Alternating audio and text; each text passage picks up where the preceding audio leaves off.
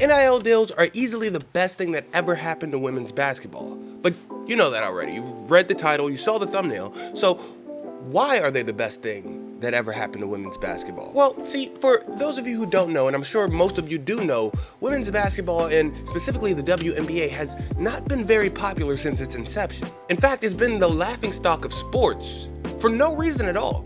Women's basketball players were never bad basketball players. They never sucked or were boring to watch, but it was always compared to its male counterpart.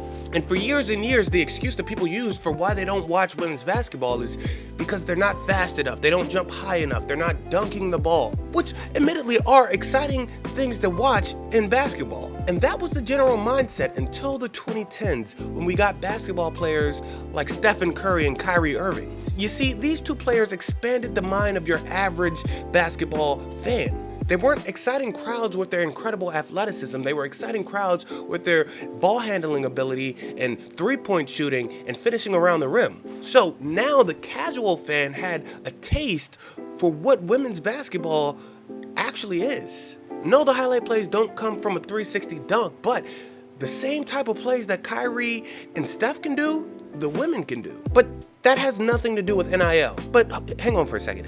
If you don't know, I'm a filmmaker and I've been putting out a short film every week. The one that came out before this video right here is my 9th week of putting out a short film every week. And the one that comes after this will be my 10th week.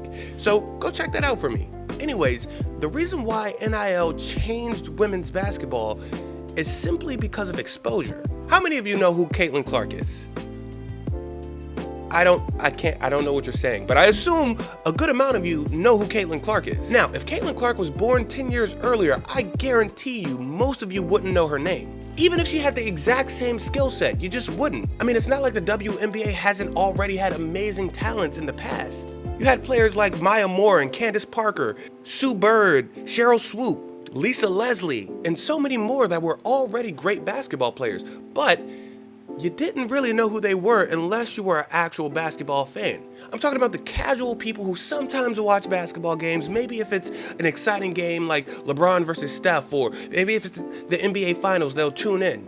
They don't know the average WNBA player, but they probably know who Caitlin Clark and Angel Reese and Juju Watkins and Paige Beckers are. You see, the issue with the WNBA was never a talent thing. It was never an excitement thing.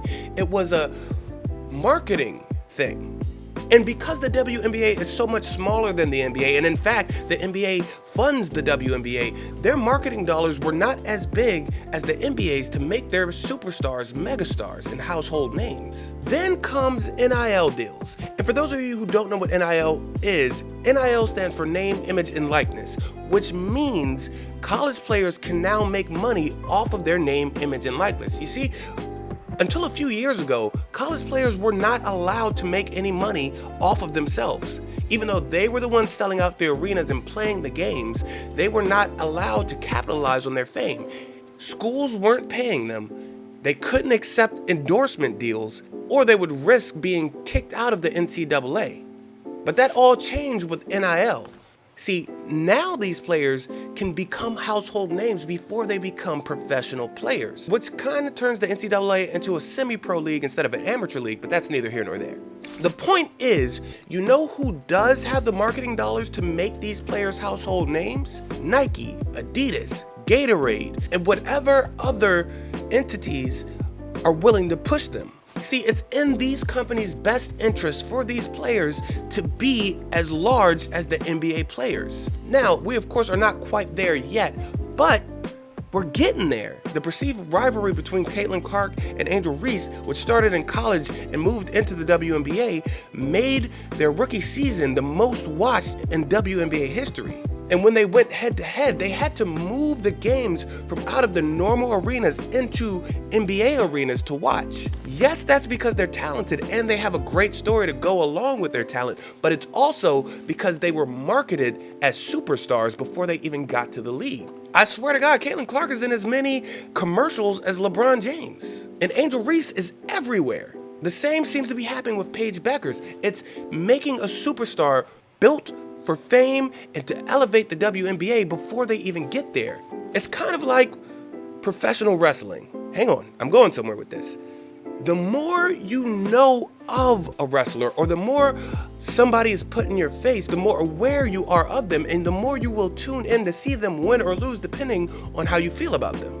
It's the same thing with these players entering the WNBA. We see them more often, they have more exposure, we know them casually, we hear their names in conversations, and they become household names. I swear to God, the other day I was in a Safeway buying groceries, and I heard two employees there talking about the WNBA draft. Two old male employees, I'm talking middle-aged men, talking about the WNBA draft. Now, I know these men, I've walked past them before, I've had conversations with them about the NFL, about the NBA, but never have I ever heard them talking about the WNBA. So the fact that they know who these players are, and specifically they were talking about Paige Beckers and her going #1 overall, the fact that they know who these players are and are excited about them entering the WNBA is only a good thing. Here's the thing, it doesn't matter how talented you are if the casual fan doesn't know about you.